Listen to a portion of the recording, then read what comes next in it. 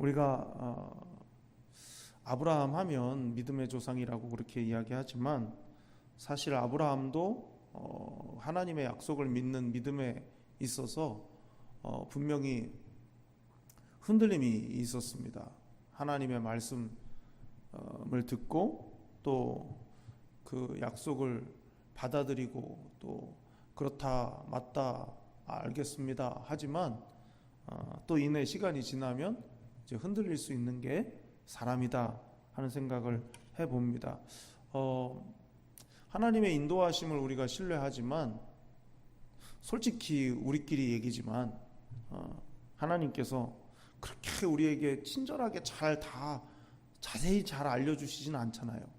그러니까 문득 너무 하나님이 가끔 한 번씩만 만나주시는 것 같은 이제 그런 생각을 할 때가 있단 말이죠. 이제 아마 아브라함도 어쩌면 우리보다 더 하지 않았을까 하는 생각이 듭니다. 이제 그런 차원에서 오늘 말씀이 의미가 있거든요. 너 이래도 나를 못 믿겠냐? 이제 그렇게 말씀하시는 이제 장면이 바로 이제 오늘 본문의 장면이다. 이제 그렇게 얘기할 수가 있어요. 자, 7절을 보면요. 또 그에게 이르시되 나는 이 땅을 내게 주어 소유를 삼게 하려고 너를 갈대아인의 우르에서 이끌어낸 여호와니라. 하나님께서 아브라함에게 왜 갈대아 우르에서 너를 이제 가나안 땅으로 인도했는지 이제 그 이유를 이제 말씀하시는데 이 7절에서 우리가 알 수 있는 그 이유는 뭐겠습니까? 하나님께서 땅 주시려고, 땅을 주시기 위해서, 거기 7절에 있는 것처럼 이 땅을 내게 주어 소유를 삼게 하려고. 그러니까 이제 애굽에서 아브라함을 선택한 그때부터 쭉 이제 이야기는 땅 중심으로 가고 있어요. 어디로 옮겼다, 어디로 갔다, 또 어디로 가게 하셨다. 근데 결국은 그 모든 이제 땅을 이제 이동해서 다니는 그 모든 이제 과정과 절차가 결국은 가나안 땅, 그 약속의 땅을 주시기 위함이거든요. 그래서 이제 그 맨 시작이 뭐냐면 아브라함을 불러내시는 거였거든요. 그래서 이제 갈대아 우르에서 나오게 하신 이유는 이제 이 땅을 너에게 소유로 주기 위해서 너를 나오게 했다. 이제 그 얘기를 하시죠. 자, 거기에 대한 이제 아브라함의 반응이 8절인데요. 그가 이르되 주 여호와여, 내가 이 땅을 소유로 받을 것을 무엇으로 알리이까? 내가 너를 갈대아 우르에서 나오게 한 이유는 이 땅을 너의 소유로 삼게 하기 위해서야 라고 말씀을 하시니까 아브라함이 그러면 증표를 좀 무슨 뭐 계약서라도 써주세요. 지금 그 얘기인 거죠. 지금 어떻게 알겠습니까? 그거를 하나님이 주시겠다. 그래서 그런 이유로 내가 너를 불렀다라고 말씀하시니까 하나님 그걸 제가 어떻게 알아요? 그걸 뭘로 증명해 주시겠습니까? 뭐 증표를 좀 보여주시든지 계약서를 써주시든지 말하자면 이제 그런 얘기인 것이죠. 근데 이제 여기서 아브라함이 짓궂어서 하나님을 좀 이렇게 낯뜨겁게 하려고 뭐 그런 게 아니잖아요. 그러니까 아브라함에겐 이게 진심이에요. 왜 그렇겠습니까? 하나님이 나를 이끄시는데 그냥 하나님이 내 손을 잡고 계속 쫓아다니시는 게 아니기 때문인 거예요. 어느 날 갑자기 나타나셔서 말씀하시고 한참 동안 아무 말씀이 없고 늘 하나님이 그러니까 하나님이 그렇게 하시니까 여러분 이게 이제 그런 관점에서 보면 띄엄띄엄 만나주시는 하나님에 대해서 이 아브라함이 지금 살짝 흔들리고 있는 거거든요. 아니 어떻게 보면 좀 투정이라고 할까요? 너무너무 이 아브라함의 마음이 여러분 이해가 되시지 않습니까? 하나님이 좀 띄엄띄엄 나를 인도해 주시는 것 같다. 요럴 때 딱 하나님이 남들이 다 입 다물도록 하나님의 한 방 착 보여주시면 너무 좋을 것 같은데 꼭 그럴 때는 아무 말씀이 없어요. 아무 뭐가 없단 말이죠. 그러니까 드는 생각은 이 아브라함처럼 하나님 좀 뭔가 보여주시면 하나님 좀 뭔가 좀 이렇게 확실한 뭔가를 좀 이렇게 딱 보여주시면 훨씬 쉬울 것 같은데 하는 그런 마음인 거죠. 자, 그래서 9절 여호와께서 그에게 이르시되 나를 위하여 3년 된 암소와 3년 된 암염소와 3년 된 수량과 산 비둘기와 집 비둘기 새끼를 가져올지니라. 짐승을 가져오라고 그러시죠. 예, 짐승을 가져오라고 그러세요. 근데 거기에 뭐라고 말씀하시냐면 나를 위하여 3년 된, 나를 위하여라고 말씀하셨어요. 그러니까 지금 대화가 어떻게 되는 겁니까? 내가 너를 이래서 인도했다. 근데 그 증거는요? 그러니까 그래? 그러면 나를 위해서 짐승들을 갖고 와라. 지금 대화가 지금 이렇게 오가고 있는 거죠. 왜 하나님이 짐승을 가져오라 하시는 거죠? 예, 지금 언약을 맺기 위해서인 거죠. 자, 10절부터 12절입니다. 아브라함이 그 모든 것을 가져다가 그 중간을 쪼개고 그 쪼갠 것을 마주대하여 놓고 그 새는 쪼개지 아니하였으며 솔개가 그 사체 위에 내릴 때에는 아브라함이 쫓았더라. 해질 때에 아브라함에게 깊은 잠이 임하고 큰 흑암과 두려움이 그에게 임하였더니. 그러니까 이 땅이 누구도 건드리지 못할, 그리고 분명히 하나님이 주실 그런 내 소유의 땅이다 라는 것을 분명하게 볼 수 있는 증표를 달라고 아브라함이 요구했을 때 하나님은 그래, 그러면 언약식을 하자, 언약을 체결하자, 지금 그렇게 말씀하신 거고요. 이 언약을 체결하는 이 장면 자체는 이제 그 고대 근동이라고 하죠. 그 고대 근동 지방에 있었던 일종의 그 상식인 거예요. 우리에게 그 계약서를, 부동산 거래할 때 계약서를 쓰고 서로 도장 찍듯이 이제 그런 이제 계약을 할 때 고대 근동 지방에 이제 언약을 맺는 당연한 이제 그런 어떤 형식이라 이렇게 말할 수가 있습니다. 그러니까 서로 간에, 그러니까 우리로 말하자면 갑과 을이 서로 간에 강력한 구속력을 갖는 어떤 그 계약, 그것을 이제 할 때 이런 언약을 하는 거거든요. 8절에서 무엇으로 알리까 아브라함이 그렇게 말씀하셨는데 13절에 보면 너는 반드시 알라 이렇게 또 말씀하세요. 자, 13절부터 16절. 여호와께서 아브라함에게 이르시되 너는 반드시 알라. 네 자손이 이방에서 객이 되어 그들을 섬기겠고 그들은 400년 동안 네 자손을 괴롭히리니 그들이 섬기는 나라를 내가 징벌할지며 그 후에 네 자손이 큰 재물을 이끌고 나오리라. 너는 장수하다가 평안히 조상에게로 돌아가 장사될 것이요 네 자손은 4대 만에 이 땅으로 돌아오리니 이는 아모리 족속의 죄악이 아직 가득 차지 아니함이니라 하시더니. 하나님께서 이제 앞으로 될 일, 앞으로의 계획을 쭉 이제 말씀하시는 장면이에요. 그러니까 짐승을 가운데를 쪼개서 놓고 그 언약을 체결하면서 하나님께서 아브라함에게 주신 말씀은 앞으로 어떻게 될 것인가, 미래에 벌어질 일들에 대해서 이제 말씀을 하시는 거죠. 그래서 아브라함의 후손들이 겪게 될 일이라고 말할 수 있겠죠. 뭐 한마디로 뭡니까? 애굽에서 종살이 한다. 그게 그 기간이 400년이다. 그리고 거기서 나올 때는 많은 재물을 가지고 나오게 될 것이다. 이제 그 얘기를 지금 쭉 하셨어요. 그리고 이제 아브라함의 개인적인 미래에 대해서도 이제 말씀을 하고요.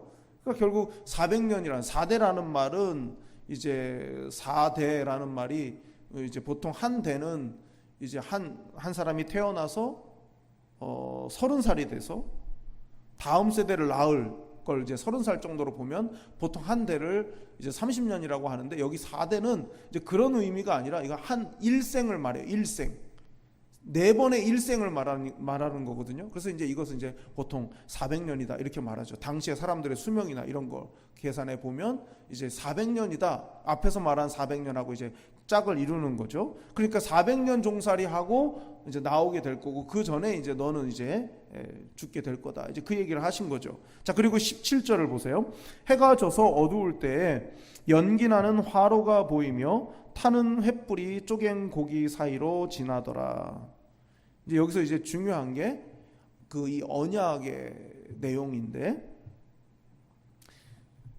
짐승을 잡아서 둘로 쪼갰다고요. 그리고 17절에 있는 것처럼 타는 횃불이 쪼갠 고기 사이로 지나갔다 그랬어요. 고대 근동의 이 언약 체결 방식을 잠깐 설명을 하자면, 계약을 맺을 때 쌍방이 이제 함께 이제 만나죠. 그러면 거기에 똑같이 이제 짐승을 쪼개놔요. 그리고 한 명씩 지나갑니다. 그 위로. 그러니까 갑도 지나가고 을도 지나가고, 우리로 말하자면 지나간단 말이죠. 그 왜 지나가는 거겠습니까? 내가 이 언약을 지키지 않으면 이 쪼개진 이 고기처럼 짐승처럼 된다 그거예요. 그러니까 뭐 우리처럼 도장을 찍는다든지 사인을 하는 것하고는 차원이 다른 거죠. 예. 뭐 예를 들어서 좀 너무 끔찍한 예인가요? 만약에 도장을 찍는데 이 도장이 그냥 보통 도장이 아니란 말이죠. 예. 뭐 예를 들어서 어떤 어마어마한 그런 사연이 있는 도장, 예. 뭐 그런 도장이다. 뭐 이 도장 자체가 어마어마한 의미를 가지고 있다. 그래서 그냥 한번 도장을 꽉 찍는 것 자체가 그냥 목숨 거는 거다. 이제 그렇게 생각하시면 돼요. 예. 이 계약을 못 지키면 뭐 담보물을 날린다 이런 차원이 아니라 이 계약을 못 지키면 나는 죽는다 이거죠. 그러니까 목숨 걸고 계약하는 게 고대 근동의 이 언약 체결 방식이었단 말이에요. 그런데 17절에 보니까 타는 횃불이 쪼갠 고기 사이로 지났다. 이건 뭘 의미하는 겁니까? 타는 횃불은 하나님의 임재를 말하는 거거든요. 그러니까 하나님께서 나를 위하여 짐승을 가져와라. 3년 된 암소, 3년 된 암염소를 가져와라. 뭐 이렇게 다 해가지고 그것을 이제 쪼개서 놓고, 그리고 하나님이 쭉 말씀하시고 밤에 이제 타는 횃불이 그 쪼갠 고기 사이로 지나가고. 이 말은 뭡니까? 내가 만약 너하고 맺은 언약을 지키지 않는다면 내가 쪼개진다 이 말이죠. 내가 죽는다 이거죠. 하나님께서 먼저 그렇게 약속하신 거예요. 그러니까 이 약속의 그 강한 구속력을 하나님이 먼저 아브라함에게 이제 보여주신 거죠. 그러니까 언약을 지키지 않으면 곧 죽는다, 죽음이다, 이제 이런 의미겠죠. 자, 그래서 예레미야서 34장 18절을 좀 보겠습니다. 예레미야서 34장 18절.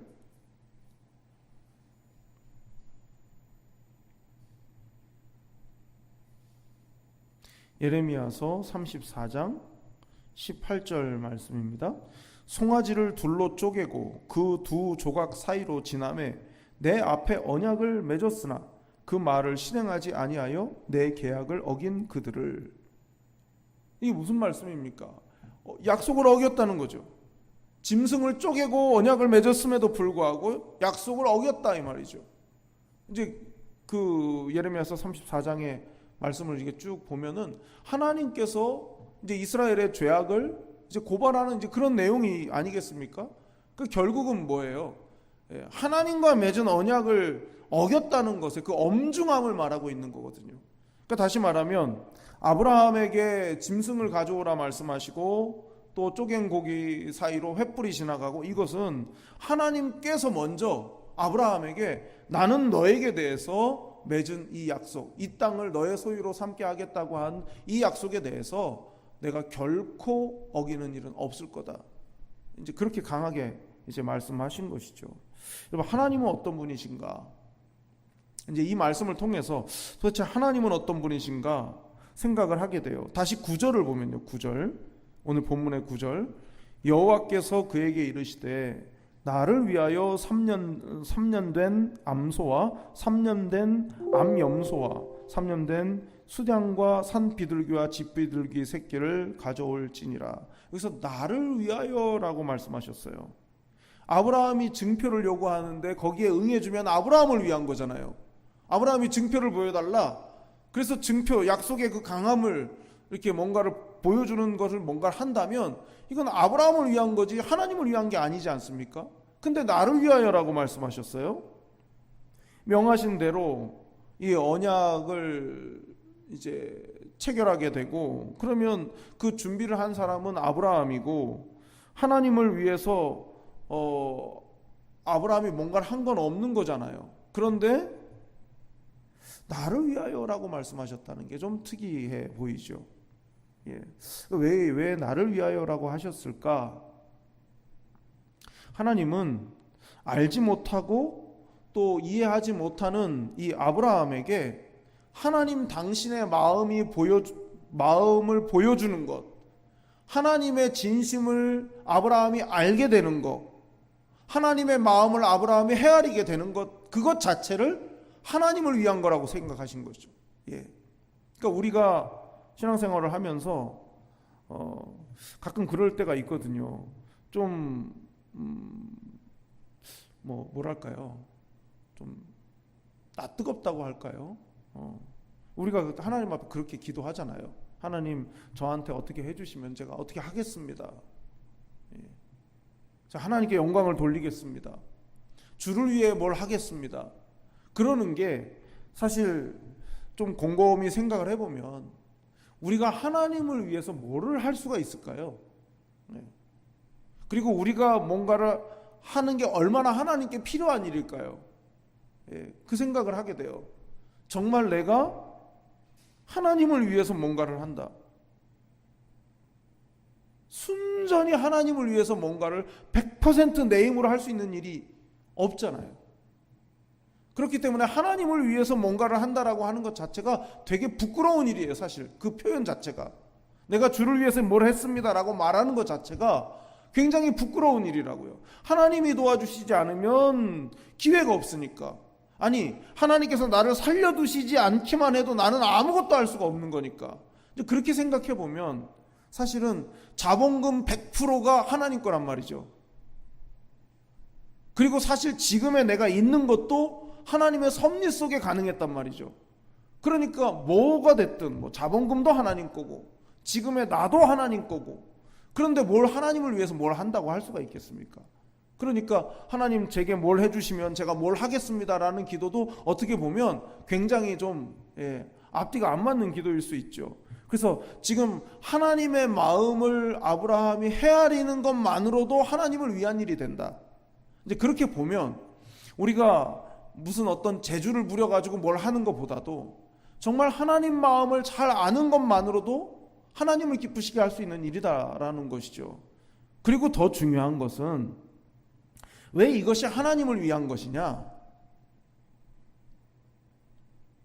모든 것이 다 하나님의 뜻과 계획 속에서 이루어지죠.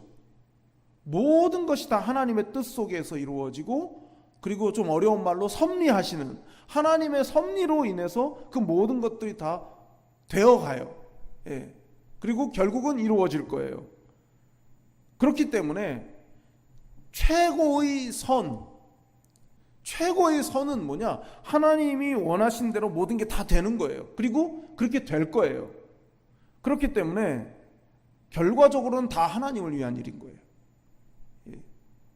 마침내 하나님의 뜻대로 될 것이기 때문에 결국은 하나님을 위한 일인 거예요. 모두가 다, 모든 것이 다. 그렇게 생각을 해야 되는 거예요. 여러분, 그러면 우리의 태도는 어떠해야 되겠습니까? 사람들이 오해하는 것 중에 하나가 이런 거거든요. 하나님이 모든 것을 예정하셨다, 하나님이 미리 다 아신다. 그랬을 때 인간이 가장 안 좋은 모습이 뭐냐면 방임 상태로 어차피 하나님이 뜻한 대로 될 건데 하고 그냥 가만히 있는 거거든요. 근데 그러지 못하게 아주 딱 못을 받고 있어요. 자, 로마서 14장 8절 말씀입니다. 로마서 14장 8절, 마지막으로 로마서 14장 8절 한 절만 보고 마치겠습니다. 로마서 14장 8절 말씀입니다. 우리가 살아도 주를 위하여 살고 죽어도 주를 위하여 죽나니 그러므로 사나 죽으나 우리가 주의 것이로다. 아멘. 우리의 모든 삶의 어떤 행동의 동기 그리고 목적, 그 모든 것이 다 누구를 위해서라고 말합니까? 주를 위해서라고 말해요. 그러니까 여러분, 이런 거예요. 하늘에 떠 있는 별이나 바다 깊은 곳에 있는 물고기들이나 우리 눈에 보이지 않는 미생물까지 모든 만물들이 다 뭔가를 하고 있어요. 다.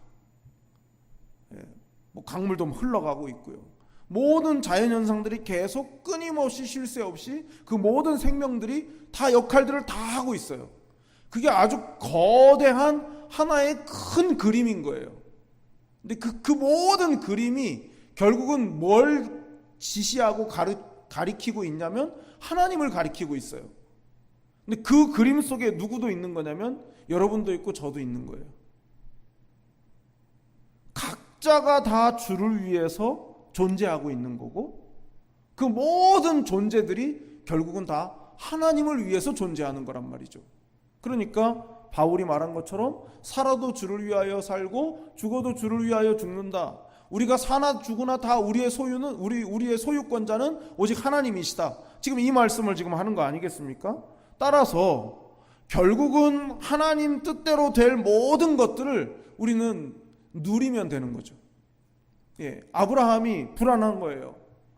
하나님이 이런 계획으로 나를 이곳까지 인도했다라고는 하시는데 지금 당장에 뭐가 보이는 게 없으니까 뭘 좀 보여달라고 이렇게 말하기까지는 아브라함 나름대로도 매우 이제 불안하고 두려운 것 아니었겠습니까?